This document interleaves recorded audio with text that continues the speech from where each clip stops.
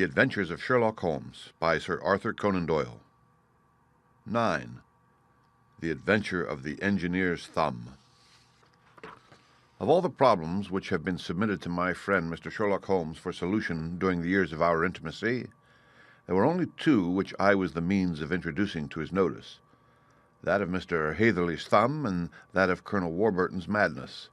Of these, the latter may have afforded a finer field for an acute and original observer, but the other was so strange in its inception and so dramatic in its detail that it may be the more worthy of being placed upon record, even if it gave my friend fewer openings for those deductive methods of reasoning by which he achieved such remarkable results.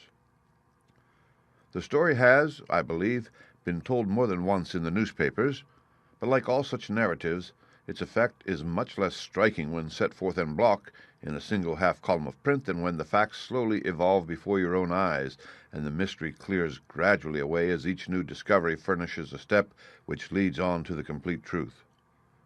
At the time, the circumstances made a deep impression upon me, and the lapse of 2 years has hardly served to weaken the effect. It was in the summer of 1889, not long after my marriage, that the events occurred which I am now about to summarize.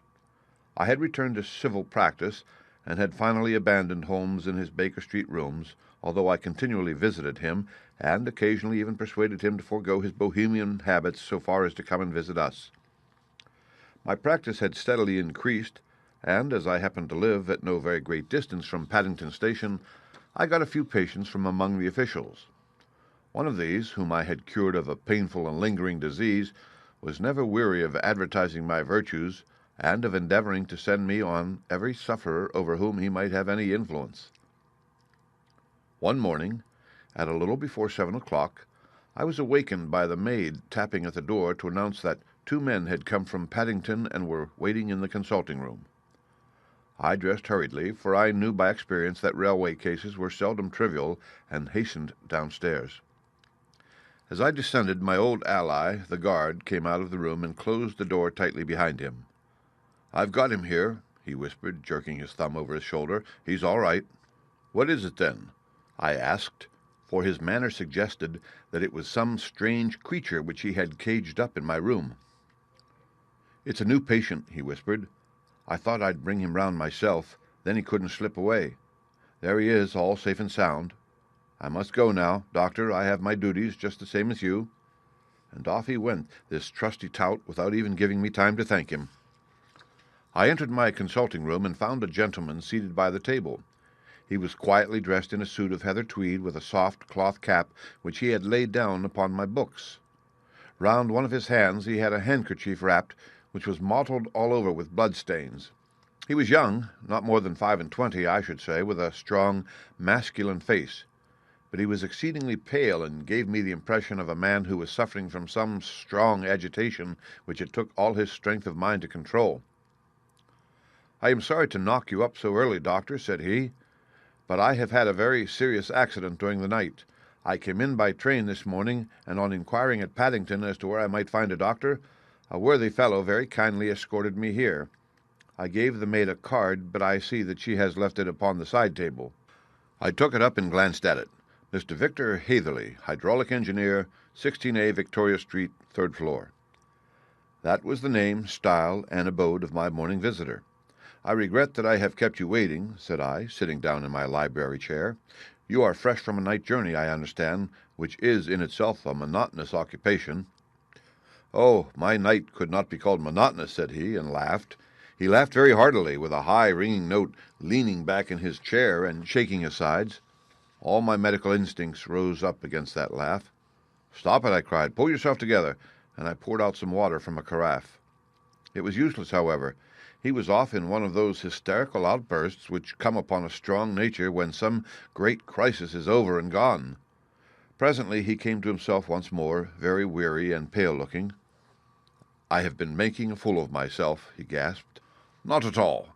Drink this." I dashed some brandy into the water, and the color began to come back to his bloodless cheeks.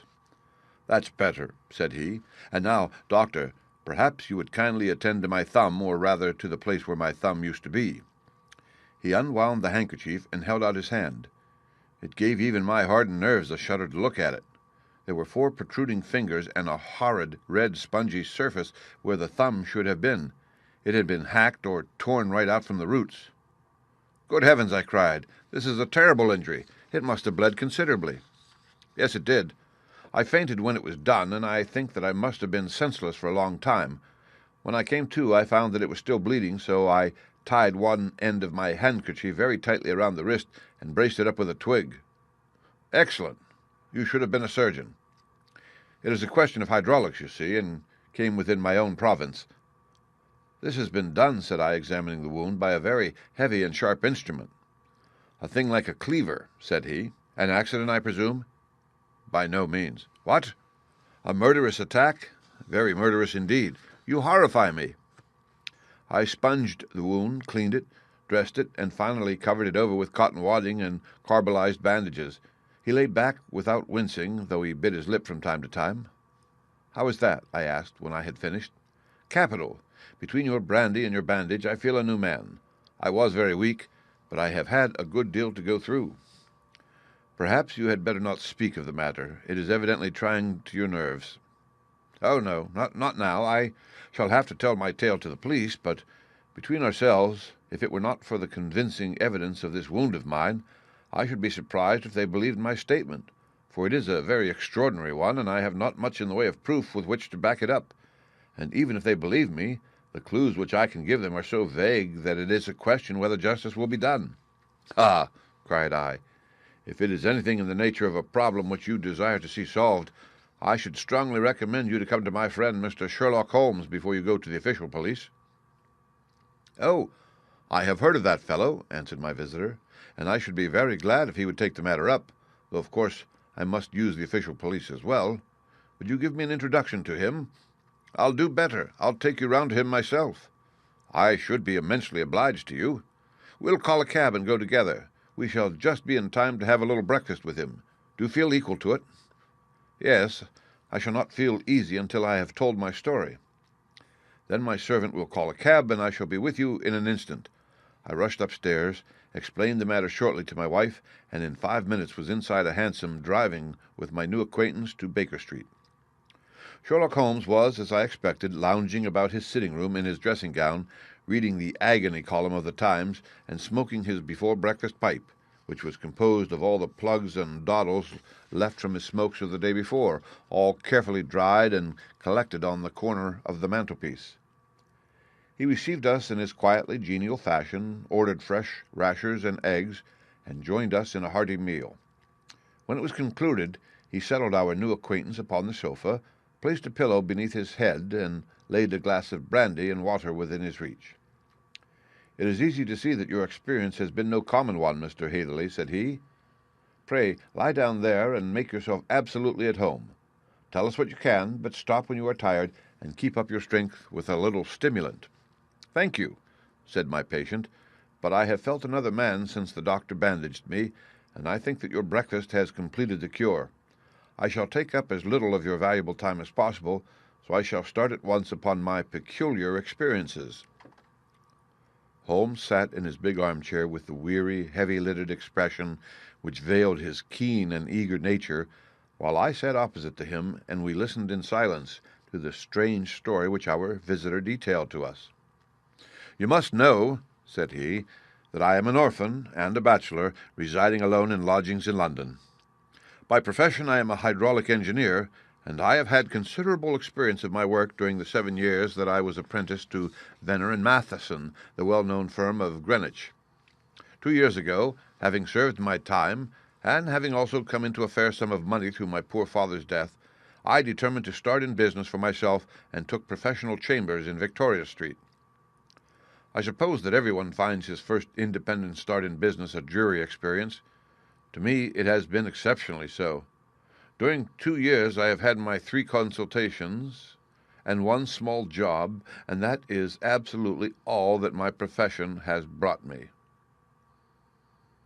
My gross takings amount to £27 10s. Every day, from 9 in the morning until 4 in the afternoon, I waited in my little den until at last my heart began to sink, and I came to believe that I should never have any practice at all. Yesterday, however, Just as I was thinking of leaving the office, my clerk entered to say that there was a gentleman waiting who wished to see me upon business. He brought up a card, too, with the name of Colonel Lysander Stark engraved upon it. Close at his heels came the colonel himself, a man rather over the middle size, but of an exceeding thinness. I do not think that I have ever seen so thin a man. His whole face sharpened away into nose and chin, and the skin of his cheeks was drawn quite tense over his outstanding bones. Yet this emaciation seemed to be his natural habit, and due to no disease, for his eye was bright, his step brisk, and his bearing assured. He was plainly but neatly dressed, and his age, I should judge, would be nearer 40 than 30. Mr. Hatherley, said he, with something of a German accent, you have been recommended to me, Mr. Hatherley, as being a man who is not only proficient in his profession, but is also discreet and capable of preserving a secret. I bowed, feeling as flattered as any young man would at such an address. May I ask who it was who gave me so good a character? Well, perhaps it is better that I should not tell you that just at this moment. I have it from the same source that you are both an orphan and a bachelor, and are residing alone in London. That is quite correct, I answered, but you will excuse me if I say that I cannot see how all this bears upon my professional qualifications. I understand that it was on a professional matter that you wished to speak to me. Undoubtedly so, but you will find that all I say is really to the point. I have a professional commission for you, but absolute secrecy is quite essential. Absolute secrecy, you understand, and of course we may expect that more from a man who is alone than from one who lives in the bosom of his family. If I promise to keep a secret, said I, you may absolutely depend upon my doing so. He looked very hard at me as I spoke, and it seemed to me that I had never seen so suspicious and questioning an eye. Do you promise, then? Said he at last. Yes, I promise. Absolute and complete silence before, during, and after, no reference to the matter at all, either in word or writing. I have already given you my word. Very good. He suddenly sprang up, and darting like lightning across the room, he flung open the door. The passage outside was empty. That's all right, said he, coming back. I know that clerks are sometimes curious as to their master's affairs. Now we can talk in safety. He drew up his chair very close to mine, and began to stare at me again with the same questioning and thoughtful look. A feeling of repulsion and of something akin to fear had begun to rise within me at the strange antics of this fleshless man. Even my dread of losing a client could not restrain me from showing my impatience. I beg that you will state your business, sir, said I. My time is of value. Heaven forgive me for that last sentence, but the words came to my lips. How would 50 guineas for a night's work suit you? He asked. Most admirably. I say a night's work, but an hour's would be nearer the mark. I simply want your opinion about the hydraulic stamping machine which has got out of gear. If you show us what is wrong, we shall soon set it right ourselves. What do you think of such a commission as that? The work appears to be light and the pay munificent. Precisely so. We shall want you to come tonight by the last train. Where to? To Iford in Berkshire. It is a little place near the borders of Oxfordshire and within 7 miles of Reading. There is a train from Paddington which would bring you there at about 11:15. Very good. I shall come down in a carriage to meet you. There is a drive, then? Yes. Our little place is quite out in the country. It is a good 7 miles from Iford Station. Then we can hardly get there before midnight. I suppose there would be no chance of a train back. I should be compelled to stop the night. Yes, we could easily give you a shakedown. That is very awkward. Could I not come at some more convenient hour? We have judged it best that you should come late. It is to recompense you for any inconvenience that we are paying to you, a young and unknown man, a fee which would buy an opinion from the very heads of your profession. Still, of course, if you would like to draw out of the business, there is plenty of time to do so. I thought of the 50 guineas and of how very useful they would be to me. Not at all, said I. I shall be very happy to accommodate myself to your wishes. I should like, however, to understand a little more clearly what it is that you wish me to do. Quite so. It is very natural that the pledge of secrecy which we have exacted from you should have aroused your curiosity. I have no wish to commit you to anything without your having it all laid before you. I suppose that we are absolutely safe from eavesdroppers?" "Entirely." "Then the matter stands thus. You are probably aware that fuller's earth is a valuable product, and that it is only found in one or two places in England?" "I have heard so." "Some little time ago I bought a small place, a very small place, within 10 miles of Reading. I was fortunate enough to discover that there was a deposit of fuller's earth in one of my fields. On examining it, however, I found that this deposit was a comparatively small one, and that it formed a link between two very much larger ones upon the right and left, both of them, however, in the grounds of my neighbours. These good people were absolutely ignorant that their land contained that which was quite as valuable as a gold mine. Naturally, it was to my interest to buy their land before they discovered its true value, but unfortunately I had no capital by which I could do this. I took a few of my friends into the secret, however, and they suggested that we should quietly and secretly work our own little deposit, and in this way we should earn the money which would enable us to buy the neighboring fields. This we have now been doing for some time, and in order to help us in our operations we erected a hydraulic press. This press, as I have already explained, has got out of order, and we wish your advice upon the subject.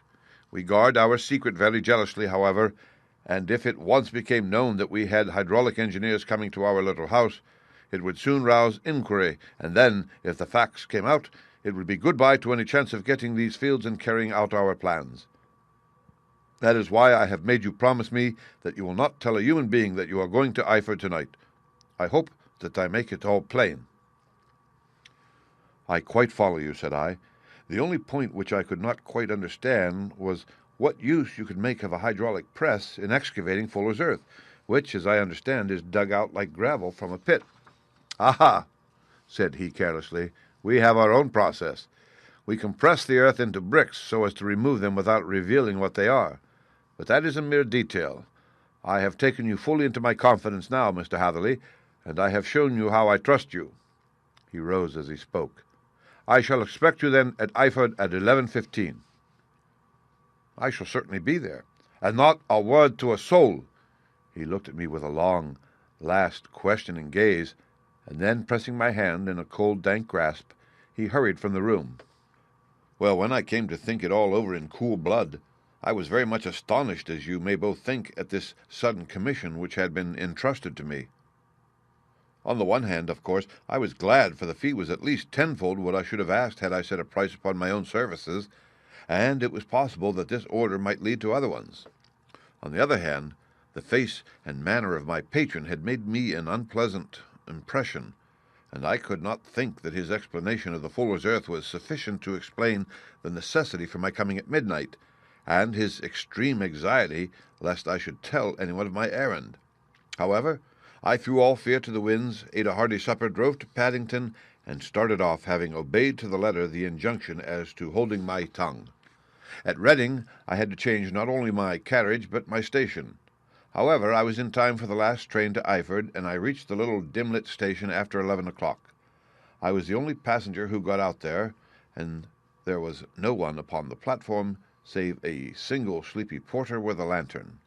As I passed out through the wicket gate, however, I found my acquaintance of the morning waiting in the shadow upon the other side. Without a word, he grasped my arm and hurried me into a carriage, the door of which was standing open. He drew up the windows on either side, tapped on the woodwork, and away we went as fast as the horse could go. "One horse?" interjected Holmes. "Yes, only one." "Did you observe the color?" "Yes. I saw it by the sidelights when I was stepping into the carriage. It was a chestnut. Tired-looking or fresh?" "Oh, fresh and glossy." "Thank you. I am sorry to have interrupted you. Pray continue with your most interesting statement." Anyway, we went then, and we drove for at least an hour. Colonel Lysander Stark had said that it was only 7 miles, but I should think from the rate that we seemed to go, and from the time that we took, that it must have been nearer 12.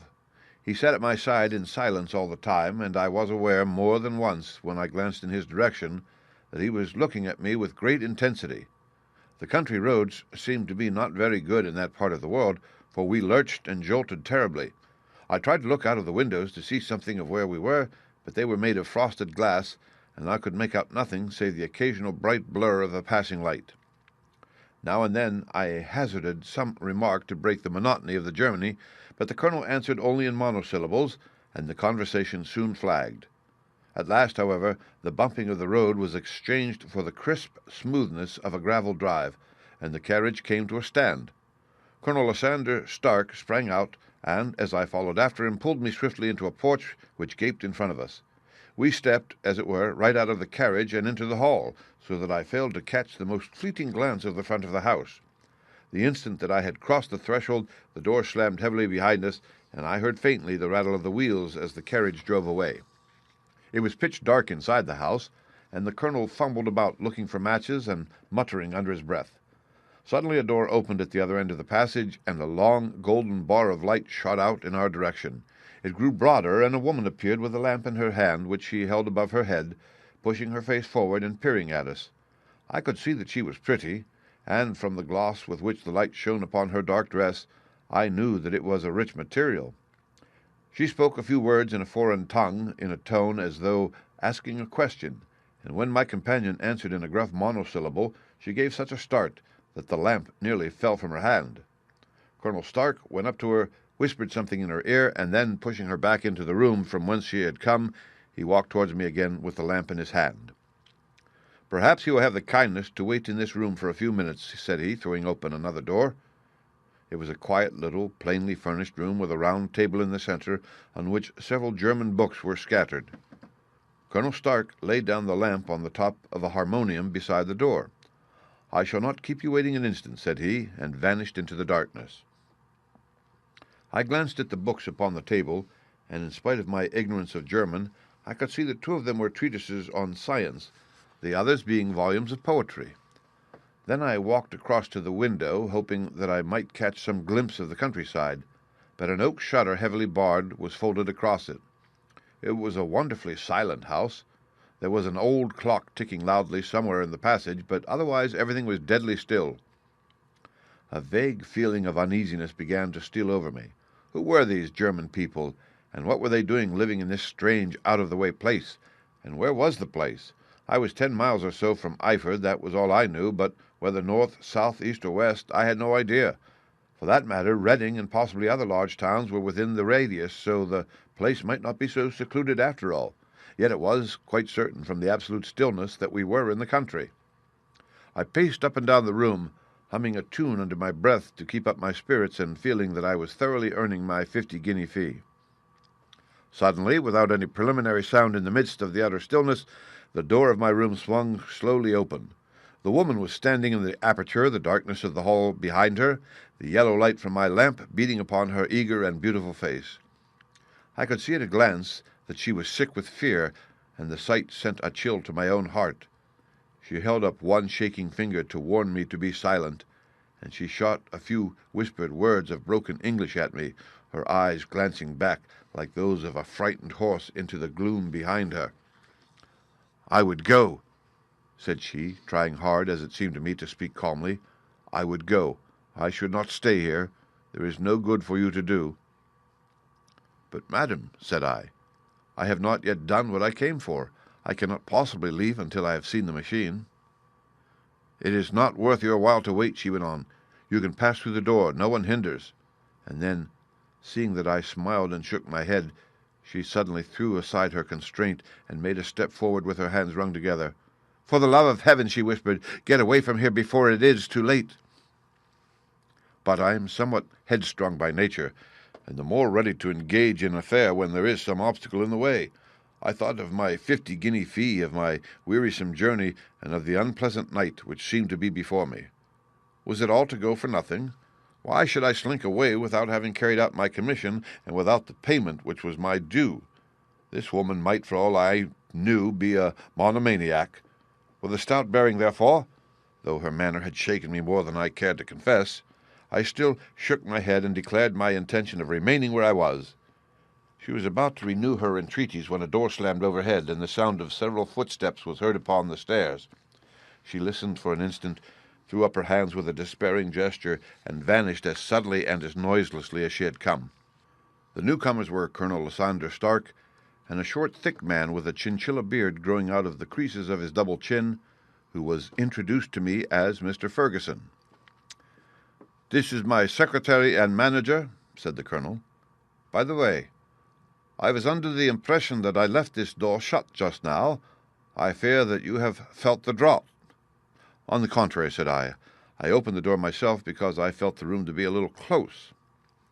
He shot one of his suspicious looks at me. "Perhaps we had better proceed to business, then," said he. "Mr. Ferguson and I will take you up to see the machine." "I had better put my hat on, I suppose?" "Oh, no, it is in the house." "What? You dig fuller's earth in the house?" "No, no. This is only where we compress it. But never mind that. All we wish you to do is to examine the machine and to let us know what is wrong with it." We went upstairs together, the colonel first with the lamp, the fat manager and I behind him. It was a labyrinth of an old house, with corridors, passages, narrow winding staircases, and little low doors, the threshold of which were hollowed out by the generations who had crossed them. There were no carpets, and no signs of any furniture above the ground floor, while the plaster was peeling off the walls and the damp was breaking through in green, unhealthy blotches. I tried to put on as unconcerned an air as possible, but I had not forgotten the warnings of the lady, even though I disregarded them, and I kept a keen eye upon my two companions. Ferguson appeared to be a morose and silent man, but I could see from the little that he said that he was at least a fellow countryman. Colonel Lysander Stark stopped at last before a low door which he unlocked. Within was a small square room in which the three of us could hardly get at one time. Ferguson remained outside, and the colonel ushered me in. "We are now," said he, "actually within the hydraulic press, and it would be a particularly unpleasant thing for us if anyone were to turn it on. The ceiling of this small chamber is really the end of the descending piston, and it comes down with the force of many tons upon this metal floor. There are several lateral columns of water outside which receive the force and which transmit and multiply it in the manner which is familiar to you. The machine goes readily enough, but there is some stiffness in the working of it, and it has lost a little of its force. Perhaps you will have the goodness to look it over and to show us how we can set it right." I took the lamp from him, and I examined the machine very thoroughly. It was indeed a gigantic one, and capable of exercising enormous pressure. When I passed outside, however, and pressed down the levers which controlled it, I knew at once by the whishing sound that there was a slight leakage which allowed a regurgitation of water through one of the side cylinders. An examination showed that one of the India rubber bands which was round the head of a driving rod had shrunk so as not quite to fill the socket along which it worked. This was clearly the cause of the loss of power, and I pointed it out to my companions, who followed my remarks very carefully and asked several practical questions as to how they should proceed to set it right. When I had made it clear to them, I returned to the main chamber of the machine and took a good look at it to satisfy my own curiosity. It was obvious at a glance that the story of the fuller's earth was the merest fabrication, for it would be absurd to suppose that so powerful an engine could be designed for so inadequate a purpose. The walls were of wood, but the floor consisted of a large iron trough, and when I came to examine it, I could see a crust of metallic deposit all over it. I had stooped and was scraping at this to see exactly what it was when I heard a muttered exclamation in German and saw the cadaverous face of the colonel looking down at me. "What are you doing there?" he asked. I felt angry at having been tricked by so elaborate a story as that which he had told me. "I was admiring your fuller's earth," said I. "I think that I should be better able to advise you as to your machine if I knew what the exact purpose was for which it was used." The instant that I uttered the words, I regretted the rashness of my speech. His face set hard, and a baleful light sprang up in his grey eyes. "Very well," said he. "You shall know all about the machine." He took a step backward, slammed the little door, and turned the key in the lock. I rushed towards it and pulled at the handle, but it was quite secure, and did not give in the least to my kicks and shoves. "Hello!" I yelled. "Hello! Colonel, let me out!" And then, suddenly, in the silence, I heard a sound which sent my heart into my mouth. It was the clank of the levers and the swish of the leaking cylinder. He had set the engine at work. The lamp still stood upon the floor where I had placed it when examining the trough. By its light I saw that the black ceiling was coming down upon me, slowly, jerkily, but, as none knew better than myself, with a force which must within a minute grind me to a shapeless pulp. I threw myself screaming against the door, and dragged with my nails at the lock. I implored the colonel to let me out, but the remorseless clanking of the levers drowned my cries. The ceiling was only a foot or two above my head, and with my hand upraised I could feel its hard, rough surface. Then it flashed through my mind that the pain of my death would depend very much upon the position in which I met it. If I lay on my face, the weight would come upon my spine, and I shuddered to think of that dreadful snap. Easier the other way, perhaps, and yet had I the nerve to lie and look up at that deadly black shadow wavering down upon me? Already I was unable to stand erect when my eye caught something which brought a gush of hope back into my heart.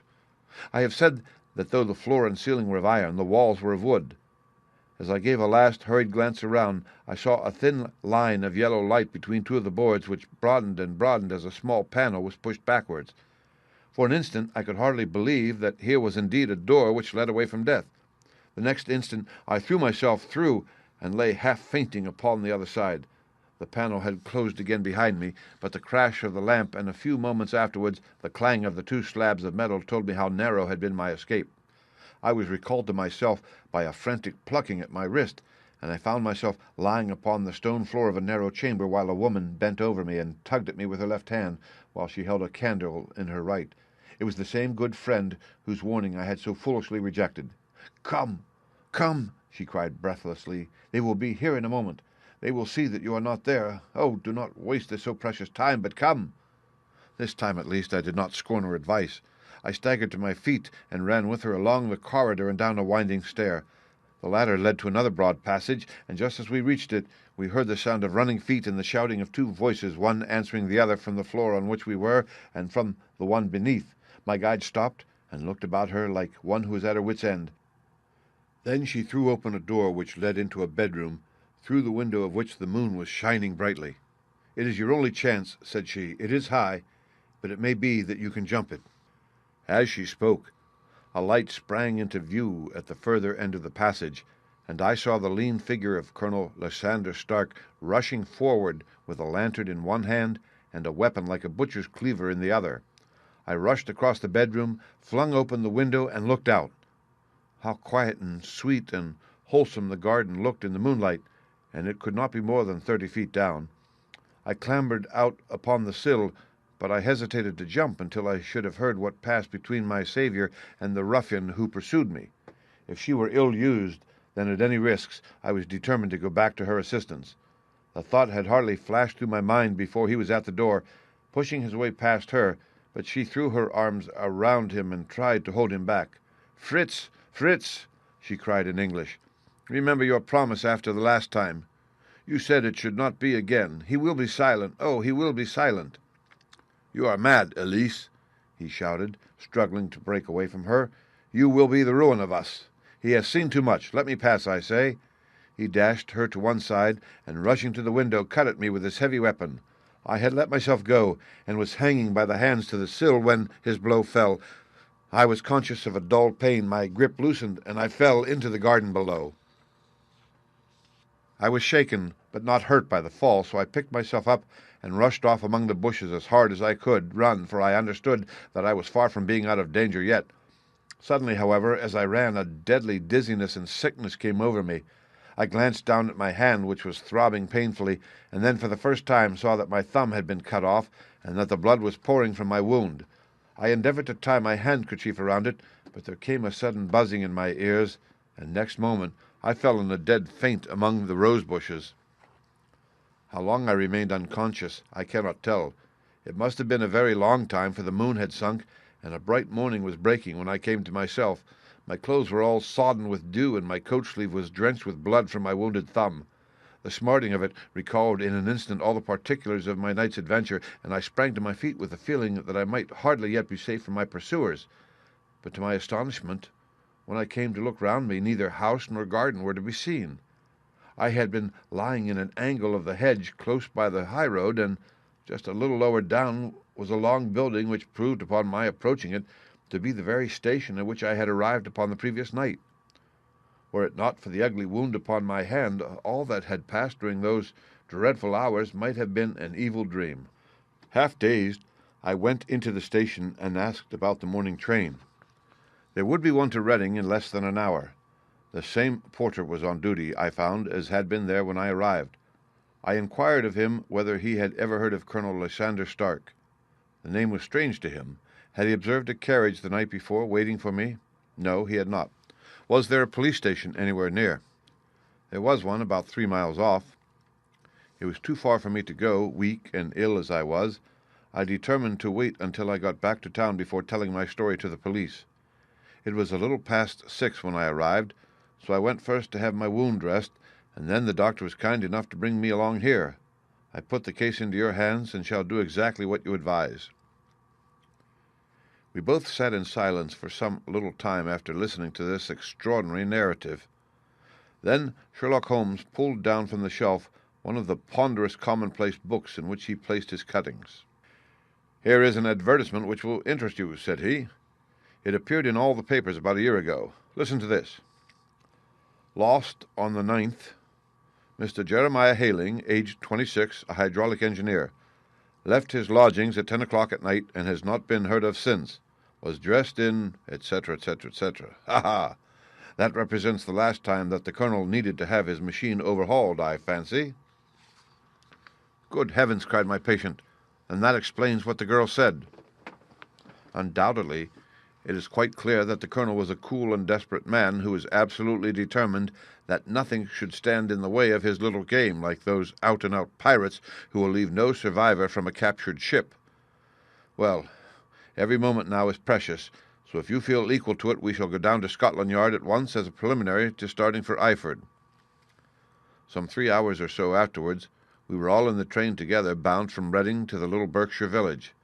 There were Sherlock Holmes, the hydraulic engineer, Inspector Bradstreet of Scotland Yard, a plain-clothes-man, and myself.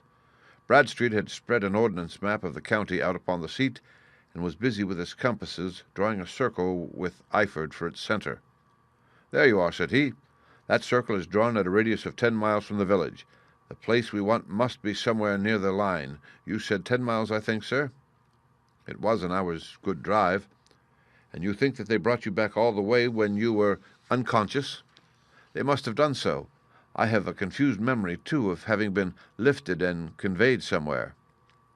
"What I cannot understand," said I, "is why they should have spared you when they found you lying fainting in the garden. Perhaps the villain was softened by the woman's entreaties." "I hardly think that likely. I never saw a more inexorable face in my life." "Oh, we shall soon clear up all that," said Bradstreet. "Well, I have drawn my circle, and I only wish I knew at what point upon it the folk that we are in search of are to be found." "I think I could lay my finger on it," said Holmes quietly. "Really now," cried the inspector, "you have formed your opinion. Come now, we shall see who agrees with you. I say it is south, for the country is more deserted there." "And I say east," said my patient. "I am for west," remarked the plain-clothesman. "There are several quiet little villages up there." "And I am for north," said I, "because there are no hills there, and our friend says that he did not notice the carriage go up any." "Come," cried the inspector, laughing, "it's a very pretty diversity of opinion. We have boxed the compass among us. Who do you give your casting vote to?" "We are all wrong." "But we can't all be." "Oh, yes, you can. That is my point." He placed his finger in the center of the circle. "This is where we shall find them." "But the 12-mile drive?" gasped Hatherley. 6 out and 6 back. Nothing simpler. You say yourself that the horse was fresh and glossy when you got in. How could it be that if it had gone 12 miles over heavy roads? "Indeed, it is a likely ruse enough," observed Bradstreet thoughtfully. "Of course, there can be no doubt as to the nature of this gang." "None at all," said Holmes. "They are coiners on a large scale, and have used the machine to form the amalgam which has taken the place of silver." "We have known for some time that a clever gang was at work," said the inspector. "They have been turning out half-crowns by the thousand. We even traced them as far as Reading, but could get no farther, for they had covered their traces in a way that showed that they were very old hands. But now, thanks to this lucky chance, I think that we have got them right enough." But the inspector was mistaken, for those criminals were not destined to fall into the hands of justice. As we rolled into Eyford Station, we saw a gigantic column of smoke which streamed up from behind a small clump of trees in the neighborhood and hung like an immense ostrich feather over the landscape. "A house on fire?" asked Bradstreet, as the train steamed off again on its way. "Yes, sir." said the station master. "When did it break out?" "I heard that it was during the night, sir, but it has got worse, and the whole place is in a blaze." "Whose house is it?" "Dr. Becker's." "Tell me," broke in the engineer, "is Dr. Becker a German, very thin, with a long, sharp nose?" The station master laughed heartily. "No, sir. Dr. Becker is an Englishman, and there isn't a man in the parish who has a better lined waistcoat. But he has a gentleman staying with him, a patient, as I understand, who is a foreigner, and he looks as if a little good Berkshire beef would do him no harm." The station master had not finished his speech before we were all hastening in the direction of the fire. The road topped a low hill, and there was a great, widespread, whitewashed building in front of us, spouting fire at every chink and window, while in the garden in front 3 fire engines were vainly striving to keep the flames under. "That's it!" cried Hatherley, in intense excitement. "There is the gravel drive, and there are the rose bushes where I lay. That second window is the one that I jumped from." "Well, at least," said Holmes, "you have had your revenge upon them. There can be no question that it was your oil lamp which, when it was crushed in the press, set fire to the wooden walls, though no doubt they were too excited in the chase after you to observe it at the time. Now, keep your eyes open in this crowd for your friends of last night, though I very much fear that they are a good 100 miles off by now." And Holmes' fears came to be realized, for from that day to this no word has ever been heard either of the beautiful woman, the sinister German, or the morose Englishman. Early that morning a peasant had met a cart containing several people and some very bulky boxes driving rapidly in the direction of Reading, but there all traces of the fugitives disappeared, and even Holmes' ingenuity failed ever to discover the least clue as to their whereabouts. The firemen had been much perturbed at the strange arrangements which they had found within, and still more so by discovering a newly severed human thumb upon a window-sill of the second floor. About sunset, however, their efforts were at last successful, and they subdued the flames, but not before the roof had fallen in, and the whole place had been reduced to such absolute ruin that, save some twisted cylinders and iron piping, not a trace remained of the machinery which had cost our unfortunate acquaintance so dearly. Large masses of nickel and of tin were discovered stored in an outhouse, but no coins were to be found, which may have explained the presence of those bulky boxes which have been already referred to. How our hydraulic engineer had been conveyed from the garden to the spot where he recovered his senses might have remained forever a mystery were it not for the soft mold which told us a very plain tale. He had evidently been carried down by 2 persons, one of whom had remarkably small feet, and the other unusually large ones. On the whole, it was most probable that the silent Englishman, being less bold or less murderous than his companion, had assisted the woman to bear the unconscious man out of the way of danger.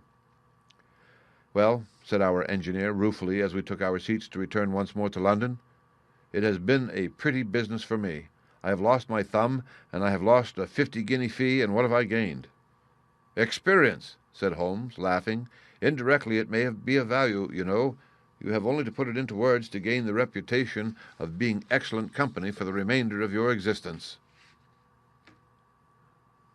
The End. Read by Rick Kishner for Lit2Go on the web at fcit.usf.edu.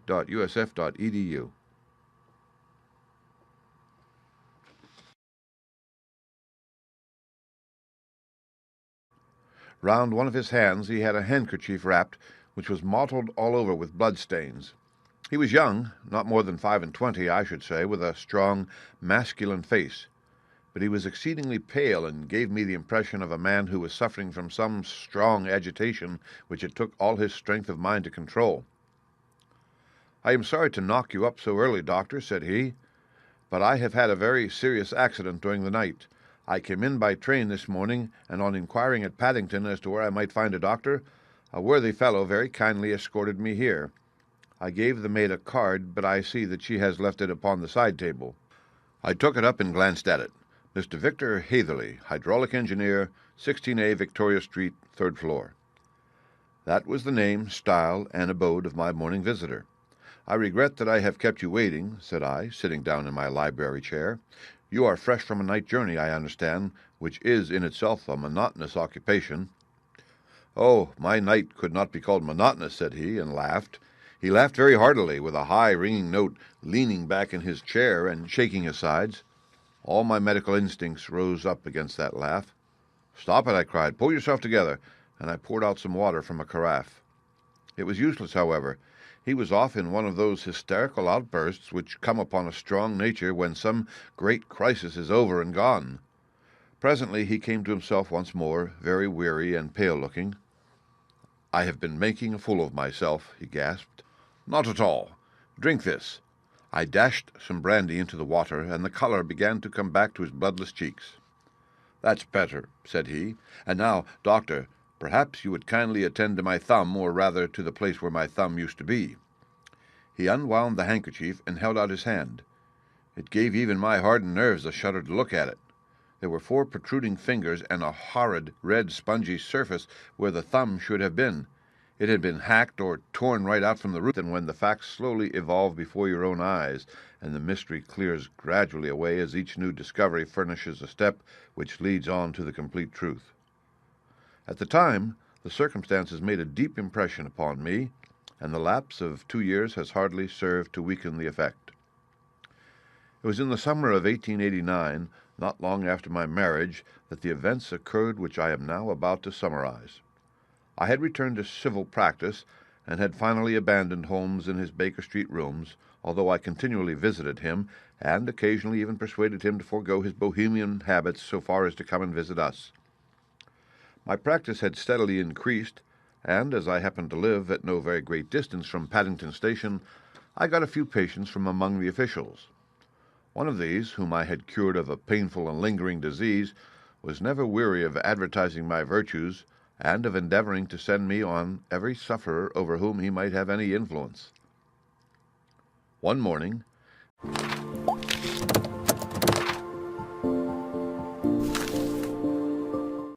The Adventures of Sherlock Holmes, by Sir Arthur Conan Doyle. 9. The Adventure of the Engineer's Thumb. Of all the problems which have been submitted to my friend Mr. Sherlock Holmes for solution during the years of our intimacy, there were only 2 which I was the means of introducing to his notice, that of Mr. Hatherley's thumb and that of Colonel Warburton's madness. Of these, the latter may have afforded a finer field for an acute and original observer, but the other was so strange in its inception and so dramatic in its detail that it may be the more worthy of being placed upon record, even if it gave my friend fewer openings for those deductive methods of reasoning by which he achieved such remarkable results. The story has, I believe, been told more than once in the newspapers, but like all such narratives, its effect is much less striking when set forth en bloc in a single half-column of print. At a little before 7 o'clock, I was awakened by the maid tapping at the door to announce that 2 men had come from Paddington and were waiting in the consulting room. I dressed hurriedly, for I knew by experience that railway cases were seldom trivial, and hastened downstairs. As I descended, my old ally, the guard, came out of the room and closed the door tightly behind him. "I've got him here," he whispered, jerking his thumb over his shoulder. "He's all right." "What is it, then?" I asked, for his manner suggested that it was some strange creature which he had caged up in my room. "It's a new patient," he whispered. "I thought I'd bring him round myself, then he couldn't slip away. There he is, all safe and sound. I must go now, doctor. I have my duties, just the same as you." And off he went, this trusty tout, without even giving me time to thank him. I entered my consulting room and found a gentleman seated by the table. He was quietly dressed in a suit of heather tweed with a soft cloth cap which he had laid down upon my books.